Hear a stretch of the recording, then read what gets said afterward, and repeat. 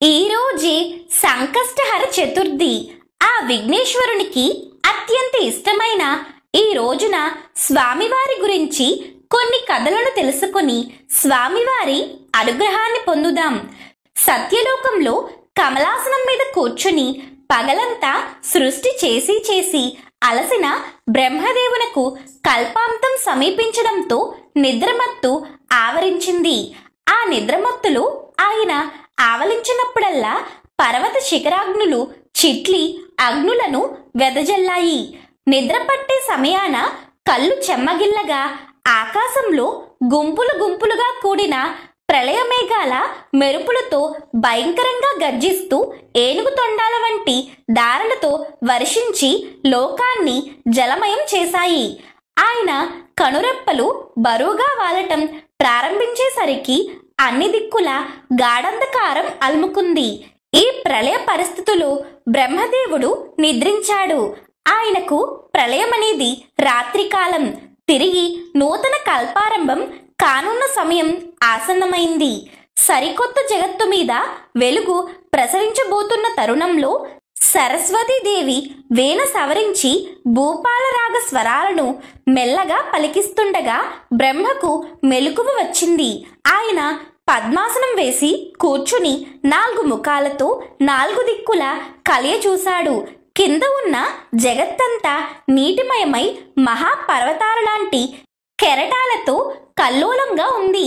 ఆ తరంగాల మధ్య ఒక చోట కళ్ళను మిరుమిట్లు కొలిపే తెల్లని కాంతిరేఖ కనిపించింది.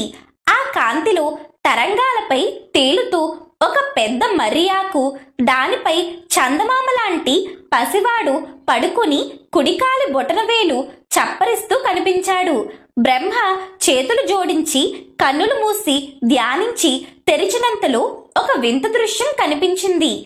ఆ పసివాడు విశ్వవిరాట్ స్వరూపుడైన పరబ్రహ్మమేనని బ్రహ్మదేవునకు అనుభవపూర్వకంగా తెలిసిన విషయమే. కాని ఇప్పుడు ఆ పిల్లవాని తల ఏనుగు తలను పోలి చిన్నారి తొండంతో కుడి పాదాన్ని పట్టి నోటిలో పెట్టుకున్నట్లుగా కనిపించింది. ఆ ముఖం చాలా ప్రసన్నంగా ఉంది. పిల్లవాడు చంద్రకాంతితో ప్రకాశిస్తున్నాడు. 4 చేతులు కలిగి ఉన్నాడు. బ్రహ్మ ఆశ్చర్యంగా చూస్తున్న మరు నిమిషంలో ఆకుతో సహా ఆ పిల్లవాడు అదృశ్యమయ్యాడు. బ్రహ్మదేవునకు ఆ ప్రదేశంలో ఎత్తుగా లేచిన పెద్ద మట్టి దిబ్బ ఒకటి కనిపించింది. క్రమక్రమంగా నీటి నుండి విశాలమైన భూభాగాలు, సముద్ర భూభాగాలు ఏర్పడ్డాయి. ఇక బ్రహ్మ సృష్టికి పూనుకున్నాడు. మొదట పర్వతాలు, నదులు ఏర్పడాలని సంకల్పించి కమండలంలోంచి నీరు తీసి జగత్తు మీద చల్లాడు. తరువాత వృక్షాలను, ఖనిజాలను సంకల్పించాడు. పిమ్మట కదులాడే జీవరాశిని, మొదట సముద్రంలో చేపలను, భూమి మీద జంతుజలాన్ని, క్రిమికీటకాదుల్ని, పక్షుల్ని సృజించాడు. తరువాత మనుషులను సంకల్పించి కమండలోదకాన్ని చిలికాడు. బ్రహ్మ సృష్టిని చేస్తున్నంతసేపు సరస్వతీదేవి వీణ వాయిస్తూనే ఉన్నది. ఎందువలనో అనుకోని విధంగా వీణ అపశృతి పలికింది. సరస్వతీదేవి నివ్వెరపడుతూ కిందకి చూసి మరింత నివ్వెరపడింది. బ్రహ్మదేవునకు అర్ధాంగి నివ్వెరపాటు అర్థం కాక కమలాసనం నుండి వంగి కిందకు చూశాడు. పర్వతాలు బోర్లా పడుతూ, శిఖరాలు భూమిలోకి పాతుకుని వెడల్పుగా, పర్వత పాదాలు సూర్యకాంతి పడకుండా గొడుగుల్లాగా ఎదుగుతూ ఉన్నాయి. నదులు సాగరం నుండి ఎత్తు ప్రదేశాలకు చేరుకోబోతున్నాయి. వృక్షాలు తలక్రిందులుగా వ్రేళ్లు ఆకాశానికి తన్నుతున్నవి. సముద్ర తరంగాల మీద జలచరాలు తేలుతూ కుప్పిగంతులు వేస్తున్నాయి. కొన్ని నిటారుగా ప్రయాణిస్తున్నాయి, కొన్ని పక్షుల్లా ఎగురుతున్నాయి. జంతువులు చాలా అనర్థాలతో పుట్టాయి. తలలు లేకుండా కొన్ని, వెనుక కాళ్ళు లేకుండా కొన్ని, వంటి కాలివి మరికొన్ని, 3 కాళ్ళవి, కళ్ళు, చెవులు అన్నీ ఉండి నోరు అనేది లేనివి, తోకలకు తలలు ఉన్నవి, తలలకు తోకలున్నవి కనిపించాయి. పక్షులకు రెక్కలు లేవు, అవి నడవాలంటే కాళ్ళు లేక నేల మీద దొర్లుతూ ఉన్నాయి. ఈ వక్రతలన్నీ గమనించి బ్రహ్మ ఎంతగానో కలవరపడుతూ తన ఉత్తమమైన మనుష్య సృష్టి ఎలాగుందోనని ఆత్రంగా చూశాడు. మనుషులలో కొందరికి 2 తలలు ఉన్నాయి. అందులో ఒకటి స్త్రీది, రెండవది పురుషుడిది. పురుషులు జానెడు బెత్తుడుగా ఉన్నారు. స్త్రీలు పెద్ద ఏనుగుల్లాగా తాటి చెట్లలాగా ఉన్నారు. వీపులకు తలలు అంటించుకున్న వాళ్ళు, 4 కాళ్ళు ఉన్నవారు, 3 కాళ్ళు ఉన్నవారు, ఒంటి కాళ్ళ వాళ్ళు, పొట్టకు నూళ్లున్న కదంబులు ఆక్రందనలు చేస్తూ కనిపించారు. జంతువులు తలలు పైకెత్తి దీనంగా అరుస్తున్నాయి, మోగగా చూస్తున్నాయి, బ్రహ్మను నిందిస్తున్నట్లుగా గింజుకుంటున్నాయి. ఒక జానుడు మగవాడు తాటి చెట్టంతా వికృతాకారం కలిగిన స్త్రీని చూపిస్తూ, ఓ బ్రహ్మదేవుడా, ఇలాంటి స్త్రీతో నేను ఎలా సంసార సాగరం ఈదేది అంటూ ఆకాశానికి తలపెట్టి పెద్దగా అరుస్తున్నాడు. 4 తలలంటూ ఉన్నా అసలు తలంటూ లేని ఓయి బ్రహ్మదేవుడా, మమ్మల్ని ఎందుకిలా పుట్టించావు అంటూ వికృతాకార మనుషులు చేస్తున్న ఆక్రందనలు మిన్నుముట్టాయి. ఇదంతా చూసిన బ్రహ్మదేవుని 4 తలలు గిర్రును తిరిగిపోయాయి. 8 కళ్ళు బైర్లు కమ్మాయి. బ్రహ్మ తెల్లబోతూ సరస్వతీదేవి వంక అయోమయంగా చూశాడు. అతని 4 తెల్ల ముఖాలను చూసి సరస్వతీదేవి సరసంగా చిరునవ్వుతో సరిపెట్టుకుని ఊరుకుంది. ఇక బ్రహ్మదేవుడు ఇలా అనుకున్నాడు, ఎందుకిలా జరిగింది? సక్రమమైన సృష్టి జరగాలని సంకల్పంతోనే కదా నేను సృష్టికి పూనుకున్నది. ఇలా ఎందుకు జరిగింది అని తనలో తాను అనుకుంటున్నట్లుగా గట్టిగా తలలు పైకెత్తి అరిచాడు బ్రహ్మ. అతని ప్రశ్న దశదిశలా మారుమ్రోగింది. అయోమయంగా వెర్రిచూపులు చూస్తున్న బ్రహ్మకు పెద్ద వెలుగు కనిపించింది. ఆ వెలుగులో ఒక అద్భుతమూర్తి కనిపించాడు. ఆ మూర్తికి ఏనుగు తల ఉన్నది. 4 చేతులలో పాశము, అంకుశము, కలసము, పరశువు ధరించి ఉన్నాడు. పూర్ణచంద్రుని వలె ప్రకాశిస్తూ ఉన్నాడు. తెల్లని అతని ఉత్తరీయము ఆకాశమంతా రెపరెపలాడుతూ ఎగురుతున్నది. అప్పుడు సరస్వతీదేవి యొక్క వీణ ఓంకారనాదం చేసింది. సరస్వతీదేవి యొక్క వేళ్లు వాటంతట అవే వీణపై నాదనామ క్రియారాగాన్ని పలికిస్తూ మాయామాలవ గౌళ రాగానికి మారుతూ హంసధ్వని రాగాన్ని అందుకున్నది. గజాననుడై సాక్షాత్కరించిన ఆ దివ్యమూర్తి వటపత్రంపై నిల్చుని బ్రహ్మను అభయముద్రతో ఆశీర్వదించాడు. అతని చుట్టూరా శరత్కాల పౌర్ణమి నాటి వెన్నెల వంటి వెలుగు ఆవరించి ఉన్నది. బ్రహ్మ అప్రయత్నంగా చేతులు జోడించి నమస్కరిస్తూ, మహానుభావ, అద్భుతమూర్తివైన నీవెవరో కూడా తెలుసుకోలేని అజ్ఞానుడిని, అనుగ్రహించు అని అడిగాడు. నాయన బ్రహ్మదేవ, సంకల్పం వెనుకనే వికల్పం వెంటాడుతూనే ఉంటుంది. అదే విఘ్నం. విఘ్నాన్ని అరికట్టి సంకల్పాన్ని నెరవేర్చే నేను విఘ్నేశ్వరుడను.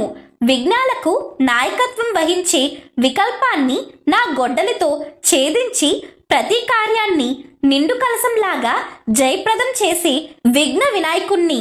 నేను పంచభూతములనబడే పృథ్వీ, నీరు, అగ్ని, వాయువు, ఆకాశములని భూతగణానికి అధిపతినైన గణపతిని.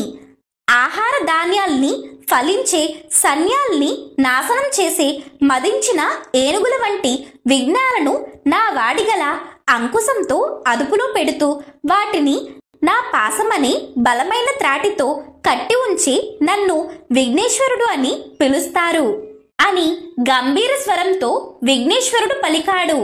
అప్పుడు బ్రహ్మదేవుడు ఇలా అన్నాడు, దేవా విఘ్నేశ్వర, నా సృజనా శక్తికి ఎందుకిలా ఘోరమైన విఘ్నం జరిగింది? ఇన్ని వంకరలు ఎందుకు ఏర్పడ్డాయి?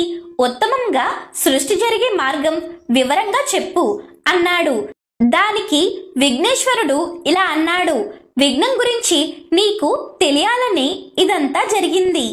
మర్యాకుపై బాలగణపతిగా కనిపించిన వటపత్ర గణపతిని నేనే. అప్పుడు నా గురించి ఆలోచించలేకపోయావు. నా గురించి ఆలోచించడం అంటే విఘ్నం గురించి ముందు జాగ్రత్త పడే జ్ఞానాన్ని కలిగి ఉండటమే. ఆ జ్ఞాన స్వరూపుణ్ణి నేను. బ్రహ్మ మొదలుకొని బుద్ధి కల ప్రతి జీవి కార్యరంగానికి దిగే ముందు విఘ్నం రాకుండా జయప్రదం కావటానికి తగు జాగ్రత్తగాను జ్ఞానాన్ని కలిగి ఉండక తప్పదు. ఏనుగు అడుగు వేసే ముందు నేల గట్టితనాన్ని తెలుసుకుని మరి నడుస్తుంది. ప్రాణుల్లో ఏనుగు బుద్ధిబలం దానిలాగే చాలా పెద్దది. ఏనుగంత విశేష మేధస్సును కలిగి ఉండాలని సూచనగా నేను గజాననుడిగా ఉన్నాను. నీవు నిద్రిస్తున్న సమయంలో రాక్షసుడైన సోమకాసురుడు నీ 4 వేదాల్ని అపహరించి సముద్రంలో దాచాడు. శ్రీ మహావిష్ణువు మత్స్యవతారం దాల్చి వాడిని సంహరించి నీ వేదాల్ని భద్రంగా తెచ్చి వటపత్ర సాయనై ఉన్న నా దగ్గర ఉంచాడు. ఇవిగో వీటిని తిరిగి గ్రహించి సృష్టిని నిర్వర్తించు అని చెప్పి విఘ్నేశ్వరుడు బ్రహ్మకు వేదాలు ఇచ్చాడు. బ్రహ్మ వాటిని అందుకుని పరమానందంతో విఘ్నేశ్వరుణ్ణి స్తుతిస్తూ, విఘ్నేశ్వర, నేను సృష్టి సంకల్పించే ముందు నిన్ను ధ్యానించి మనసారా నిన్ను పూజించి మరి కార్యరంగానికి ఉపక్రమించి వరం అనుగ్రహించు. అవకాతవకలుగా తయారైన సృష్టి ఉపసంహరించుకునేలా చెయ్యి అని బ్రహ్మదేవుడు కోరాడు. ఇక విఘ్నేశ్వరుడి యొక్క ప్రభావం వల్ల అంతవరకు జరిగిన వంకర టింకరల సృష్టి అంతా క్షణంలో మటుమాయమైంది.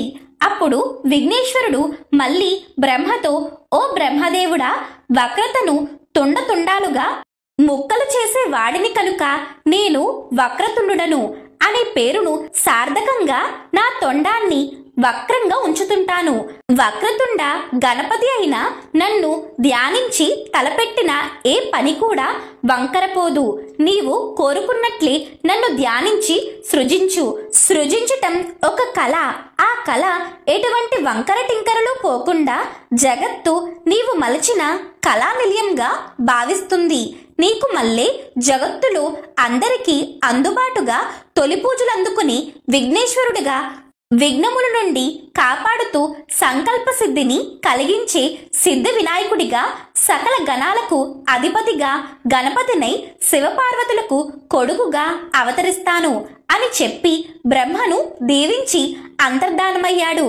ఇక సరస్వతీదేవి బ్రహ్మకేసి చిరునవ్వు నవ్వి హిందువుల శ్రీరాగాలతో మంగళస్వరాన్ని మహాకాశం పులకరించేటట్లుగా వీణపై వినిపించింది.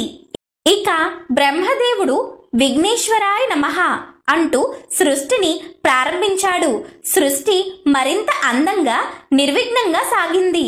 గంభీరమైన పర్వత శిఖరాలు, అమృత జలాలతో నదులు, సుందర వనాలు, రంగురంగుల బొమ్మల లాంటి జంతుజాలము, శారీరకంగాను మానసికంగాను ఉన్నతులు బలవంతులు అయిన మనుషులతో జగత్తు బ్రహ్మ చేసిన కళా నిలయంగా వెలసిల్లింది.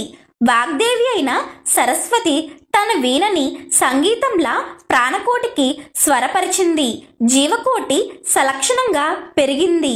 వటవృక్షంలాగా జగత్తు వర్ధిల్లింది. ఇక ఈరోజు తప్పక వినవలసిన మరి ఒక కథ గురించి ఇప్పుడు తెలుసుకుందాం.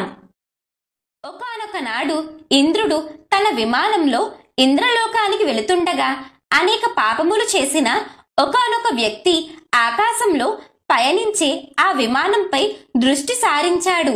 అతని దృష్టి సోకగాని ఆ విమానం చటుక్కున భూమిపై అర్ధాంతరంగా ఆగిపోవటం జరిగింది.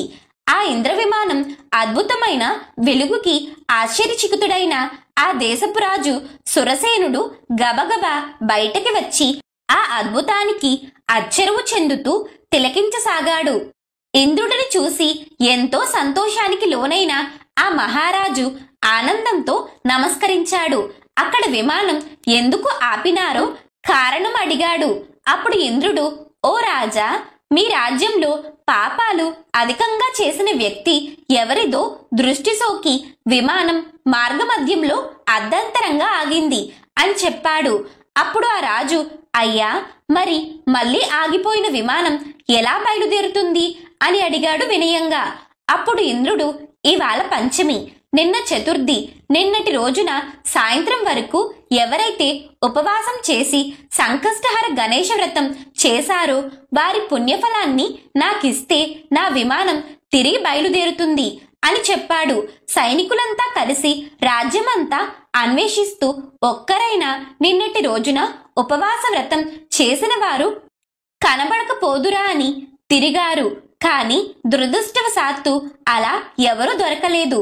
అదే సమయంలో ఒక గణేశ దూత వచ్చి మరణించిన ఒక వేశ్య మృతదేహాన్ని తీసుకువెళ్లటం కనపడింది. సైనికులు వెంటనే ఎన్నో పాపాలు చేసి ఎన్నో జీవితాలను కూల్చిన ఆమెను ఎందుకు గణేశ లోకానికి తీసుకువెడుతున్నారని ప్రశ్నించారు.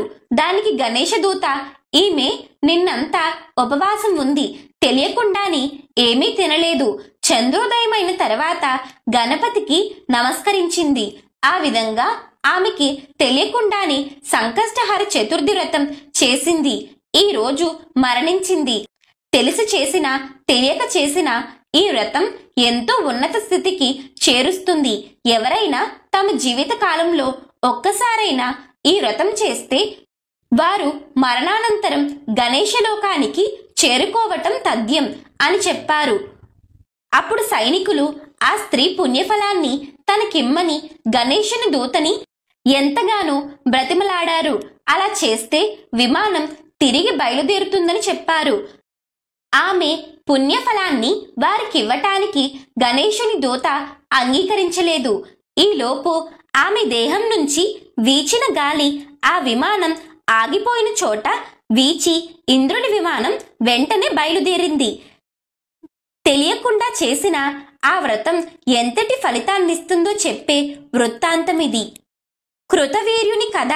పూర్వం కృతవీర్యుడు అనే మహారాజు ఉండేవాడు. అతడు సకల సద్గుణ సంపన్నుడు, ధర్మాత్ముడు. ఆయన భార్య మహాపతివ్రత, సుగుణవతి. ఆమె కూడా భర్తలాగానే సదాచారాలు మీద ప్రీతి కలిగిన ఇల్లాలు. ఆ పుణ్య దంపతులకి ఎంతకాలం గడిచినా సంతానం కలగలేదు. పుత్ర సంతానం కోసం వారు చెయ్యని వ్రతం లేదు, దానం లేదు. ఎన్నో యాగాలు చేసినా, ఎన్ని పుణ్యతీర్థాలు సేవించినా ఫలితం లేకపోయింది. ఎంతో నిరాశ పొందిన కృతవీర్యుడు ఒకనాడు తన మంత్రులకి రాజ్యభారాన్ని అప్పగించి భార్యతో కలిసి అరణ్యాలకి వెళ్ళిపోయాడు. అక్కడ కఠోర దీక్షతో తపస్సు చేయటం ప్రారంభించాడు. ఇంద్రియ నిగ్రహంతో ఆహారాన్ని వదిలేసి కేవలం పైనుంచి రాలిన ఆకుల్నే భుజిస్తూ తన తపస్సుని కొనసాగించాడు. అలా ఎన్నో సంవత్సరాలు గడిచాయి. రాజు యొక్క శరీరం చిక్కి శైల్యమైపోయింది. ఒకనాడు ఆకాశ మార్గంలో సంచరిస్తున్న నారదుడు ఆ రాజు పరిస్థితిని చూసి జాలిపడి పితృలోకానికి వెళ్లి కృతవీర్యుడి తండ్రిని కలిశాడు. పుత్ర సంతానం కోసం అతడి కొడుకు పడుతున్న బాధల్ని చెప్పాడు. నారదుడి ద్వారా తన కుమారుడు సంతానలేమితో బాధపడుతున్నాడని తెలుసుకున్న కృతవీర్యుడి తండ్రి సరాసరి బ్రహ్మలోకానికి వెళ్లి చతుర్ముఖ బ్రహ్మగారికి నమస్కరించి, ప్రభు, నా కుమారుడు సకల సద్గుణవంతుడు, దానశీలి, ధర్మప్రభువు. ఎన్నో యజ్ఞాలను వ్రతాల్ని చేసినాడు. ప్రజల్ని కన్నబిడ్డల్లా చూసుకునే కరుణామయుడు. అలాంటి నా కుమారుడికి పుత్ర సంతానము కలగకపోవడానికి కారణమేమిటి? అతడు ఏ పాపం చేశాడు? ఏం చేస్తే నా పుత్రుడి పాపం తొలగిపోయి అతడికి సంతాన ప్రాప్తి కలుగుతుంది? దయచేసి చెప్పండి అని దీనంగా ప్రార్థించాడు. అప్పుడు బ్రహ్మదేవుడు కృతవీర్యుడి తండ్రితో ఇలా చెప్పాడు, నీ కుమారుడు పూర్వజన్మలో సాముడు అని పేరు గలవాడు, పరమ దుర్మార్గుడు. ఒకనాడు అతడు ధనకాంక్షతో దారి కాసి బ్రహ్మవేత్తలు, సాత్వికులు అయిన 12 మంది బ్రాహ్మణుల్ని చంపి వారి దగ్గర ఉన్న సంపదని, ఆహారాన్ని దోచుకున్నాడు.